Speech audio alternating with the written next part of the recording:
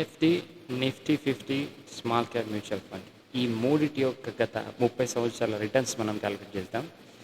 యావరేజ్‌గా ప్రతి నెల రూ. 5,000 ఎస్ఐపి తోటి ఒకవేళ మనం 30 సంవత్సరాలకు ఇన్వెస్ట్ చేస్తే మన 5 సంవత్సరాల ఇన్వెస్ట్మెంట్ వచ్చేసి 3,00,000 అవుతుంది.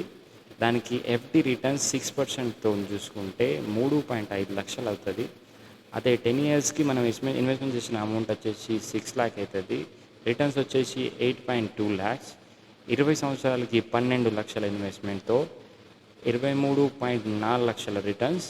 అదే 30 సంవత్సరాలకి మనం చేసే ఇన్వెస్ట్మెంట్ వచ్చేసి 18 లక్షలు, రిటర్న్స్ వచ్చేసి 50 లక్షలు.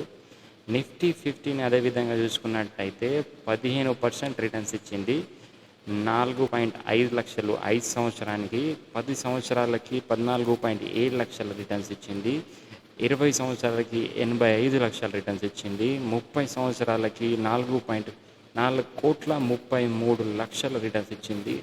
అదే స్మాల్ క్యాప్ మ్యూచువల్ ఫండ్లో ఇన్వెస్ట్ చేసిన అమౌంట్ 5 సంవత్సరాలకి 7 లక్షల రిటర్న్స్ ఇచ్చింది. 10 సంవత్సరాలకి 37 లక్షలు, 20 సంవత్సరానికి 7,06 లక్షలు, 30 సంవత్సరాలకి 145 కోట్ల రిటర్న్స్. ఇది ఇన్వెస్ట్మెంట్ అడ్వైస్ కాదు. ఇటువంటి మరిన్ని వీడియోస్ కోసం లైక్, షేర్ అండ్ సబ్స్క్రైబ్ చేయండి ప్లీజ్.